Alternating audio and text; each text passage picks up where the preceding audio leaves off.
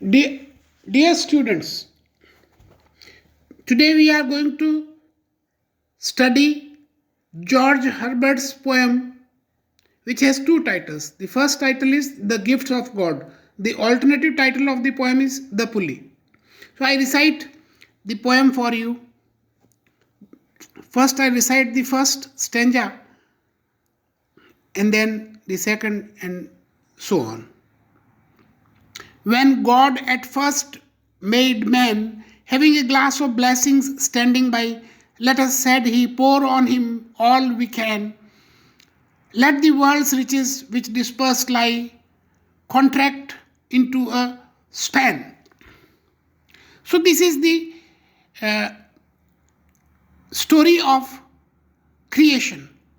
When God created man, this story is discussed in the Bible in the chapter called Genesis. So this is about Genesis, how God had made man. So when God had finished making man, the poet supposes that probably God had a cup with him, and in that cup there were all the blessings which he wanted to pour upon man. And so he thought that, okay, all the riches, means all the good things of the world which are lying scattered here and there, they should uh, be brought together. I recite the second stanza for you. So strength first made a way, then beauty flowed, then wisdom, honor, pleasure. When almost all was out, God made a stay, perceiving that alone of all his treasure rest in bottom lay. So, according to George Herbert, the plan that God made, that okay, from his cup, first God poured beauty on human beings, then he poured wisdom from his cup on human beings, then he gave honor to human beings, then he gave pleasure to human beings. And so in this way he gave many blessings to humankind, and then God made a step, means God stopped, and God perhaps felt that rest is the only thing which was lying at the bottom of the cup, but he did not give it to man. Now, in the third stanza, we will discuss why God did not bestow rest on man. For if I should, said he, bestow this jewel also on my creature, he would adore my gifts instead of me, and rest in nature, not the God of nature. So both should losers be. So, in this stanza, we learn that God had thought not to give this gift of rest to God. Now, what was the fear in God's mind? The fear was that man would not adore God. Man will not worship God if he gave them rest. Because if God gave rest to human beings, then they will enjoy only these beautiful things, all these riches of the world, and they will forget God. And therefore, God will also be loser, and human beings will also be loser. Now, this is a great debate, and there are many critics who say that George Herbert is making God selfish, but no, I don't feel so.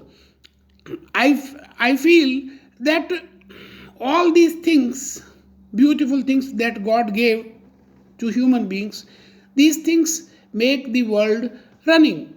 But apart from making the world run, God has also to work for the salvation of man. And the salvation of man is in the hands of man himself. And therefore, God did not give him uh, rest. God gave him weariness so that he should get faded with all these worldly pleasures, worldly things, and at last do something to attain his salvation. That is, man should work for his own salvation. And if God had given him rest, that would have given a very bad indication on part of human beings. So God did not give him rest. Yet let him keep the rest, but keep them with ripening, but keep them with repining restlessness.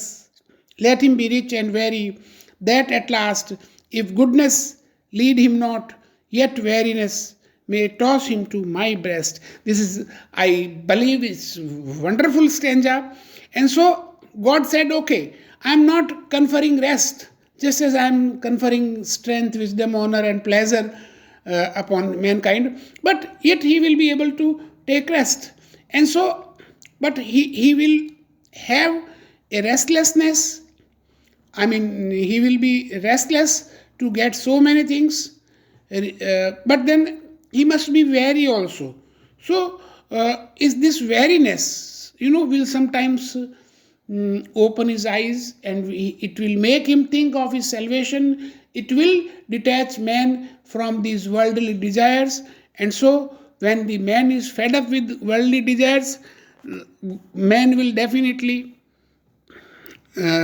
look for pleasure, look for happiness in the bosom of God, and that will work to man's salvation. I think this is very simple poem, very enjoyable poem. I hope you have all enjoyed it. Thank you, friends.